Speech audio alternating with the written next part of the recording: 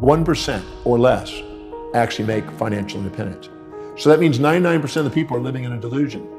And if you ask them what are they going to do if I gave them $10 million, what would they do with their life? I guarantee you 2 to 8 million of that will be spent in less than a minute. If you ask them what would they do if they had $10 million, they'd write down all the things. They'd buy that car, they'd buy that trip, they'd buy this. And it was all consumers, all depreciables, all devaluing. As long as they spend their money on depreciables and consumables, they really don't have a real desire for building wealth. They have to invest it and buy things that appreciate value if they want to be wealthy. First of all, you want to find out whatever you've done in your life, how it served you, how it served others, and clear out any shame and guilt. Then you want to sit down and ask, what is it that you're really going to do? Because you're not going to get wealthy unless you're serving people. And if you're not dedicated to serving people, you have a fantasy called wealth. You need to make sure that you really have a value on serving people. You need to have a value on wealth, because if you don't really have a value on wealth, you'll spend it. If you have more of a value on spending it than saving it and investing it, it's going to keep going out the window. Because the money circulates through the economy from those of value at least to those of value at most over time. So you have to value wealth building more than spending. You have to value serving people more than just taking. And you have to be able to be dedicated to something that's really congruent with your values, or you won't stay with it. You won't build momentum and perseverance towards the accomplishment. And people who have a forced automatic savings in place and are willing to consistently study and research because they value wealth building.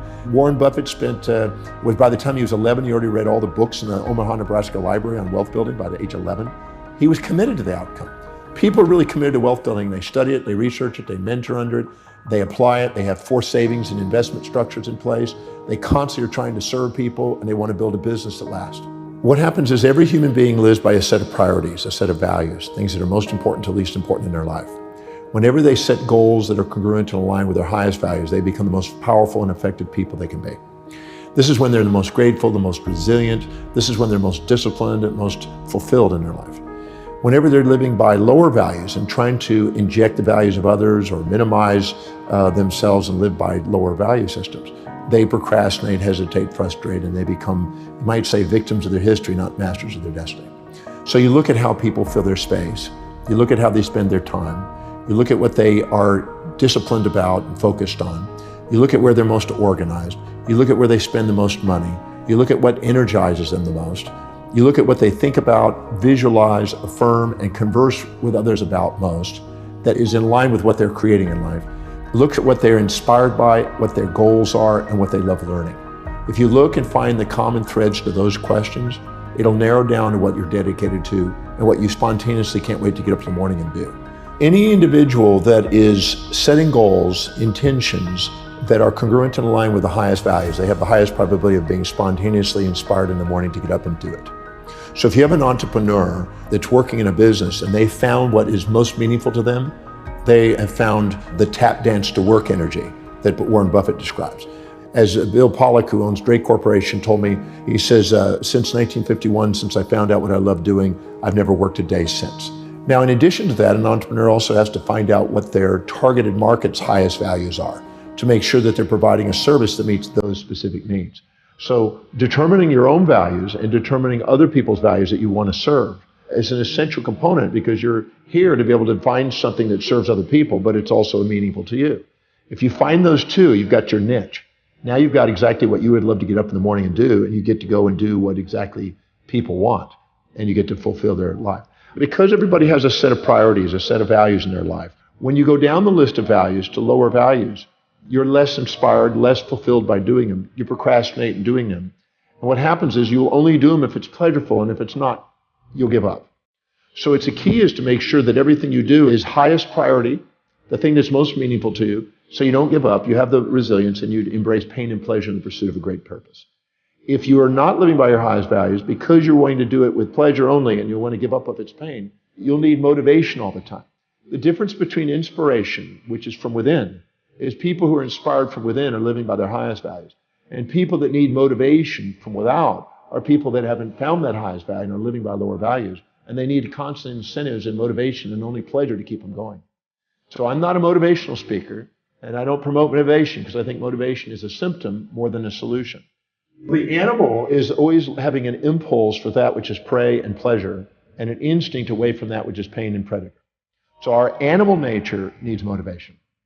But our truest nature, our human nature, the one that activates the telencephalon in the brain, the executive centers of the brain, which allows you to be an executive and a leader in the world, transcends this pain, pleasure, amygdala reaction of the lower animal within us and allows us to function from an inner core mission that transcends that and allows us to be able to embrace pain, pleasure, support, challenge, ease, difficulties. Any complementary pair of opposites that you face along the way, you turn into on the way. If you're expecting to float across between two buildings, that's unrealistic expectation. Or if you're expecting yourself to do something that's truly not high on your values and not meaningful to you, you'll tend to give up. Or expecting some other human being to do something that doesn't abide by the laws of the universe, or expecting them to live outside their values. Because every human being makes decisions according to what will give them the greatest advantage over disadvantage, greatest reward over risk to their highest values. So if you expect yourself to do something that's not really meaningful to you, it sounds like a neat whim, but it's not really you, you're going to end up self-defeating and end up with the A, B, C, Ds of negativity. Internal anger and aggression, internal blame and feelings of betrayal, internal criticism and challenge, internal despondency, despair, and depression. And these ABCDs of negativity that you internally have, which some people call negative self-talk and negative self-behavior, is actually a feedback mechanism to make sure we're setting realistic expectations that are aligned with our real values. And we know that it's real if we can see it in our mind's eye, we see the strategy, we know the action steps, and it's obtainable. Now, those are the keys. When you do, you have a realistic expectation, you keep showing effort and evidence of manifesting what you want to manifest. The wisest thing to do is start with simple goals that you achieve and train yourself to do what you say. If you train yourself to do what you say, your piggy banks become biggie banks. Your little action steps become big dreams. And if you live congruently with your highest values, you have the highest probability of achievement and you won't give up on your goals. So if you set goals that are congruent, that are truly meaningful to you, and you start chunking them down into small enough bites, so you just keep doing things and keep rewarding yourself by accomplishing immediate steps, you'll end up manifesting things because you just strategize your way into the bigger game. So I always say that if you chunk the big project down into small bites and then down to everything that's within a time horizon and within your vision to see and do, you'll get it. You just stay with it long enough. If you stay perseverant towards an objective and exemplify action every day towards your objective, sooner or later everybody else kind of dies out and you're at the top. You just got to stay with it. Well, procrastination is the result of three primary things. It's an unclear vision. It is an unchunked vision. It means you're taking on too big a chunk without bringing it down to small enough bites that you can go and get it done. And it's not linked to your highest values. If you take the objective that you have, you make sure it is abide by the laws of the universe, it's doable. You make sure it really matches your highest values so it's linked. And the way you know that is if you can rattle off the reasons why you can do it and how it will help you fulfill your mission fluently. Because if you're fluent, you're congruent. Then you basically make sure it's chunked down into small action steps you can do, and you micromanage until you've proven you can macromanage.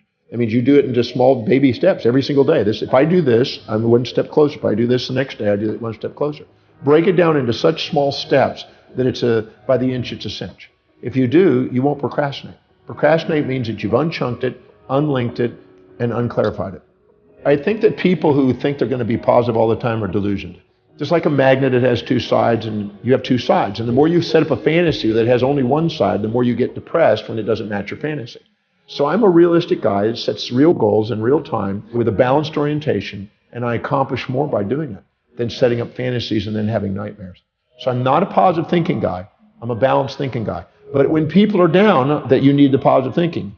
But when you're up and you're fantasizing and setting up fantasies and pies in the skies, you need some critical thinking to be able to put you back into reality. So I'm a believer in both sides are needed. So what I did is I did a number of steps. One of them is at the end of the day, I would stop. And if I had this super high day and really thought I'd really done something and really was puffed up and kind of proud, I'd ask, who did I forget to serve today? Who did I not call? What procedure did I not follow? What name did I overlook? What priority did I not hit today? I would ask questions that learn to self-govern myself back down into the center. And if I had a low day and I really thought, wow, what a real crazy day, I would ask, what did I accomplish? Who did I serve? What names did I remember? I would self-regulate. So I would neutralize myself and steady myself. And instead of having volatilities in my business, I had steadiness. I also forced in savings. I didn't wait for profits. I forced profits in. I paid myself first. I built up a big cash reserve, so it decreases the volatility. It increases the client quality that I had. It increases the associations, opportunities, and alignments to greater opportunities in business. I made sure that I focused on the priorities each day, delegating lower priority things on a regular basis, because if I was going to do low priority things, I was going to keep myself in a low priority position. If you're doing what you love, it was Peter Lynch in his One Up on Wall Street back in the 90s, he said, if you're grateful for your job, if you love what you're doing, you're inspired by the vision, and you're enthusiastically working, that company's going up in value. And if you're going to buy a stock that you visited the company and see those 4 things. If those 4 things are in place, the company's going to go up in value, because that's 4 things that exemplify what's possible and draw and magnetize charismatically people to people who are doing those 4 things. A company can't grow without those 4 things.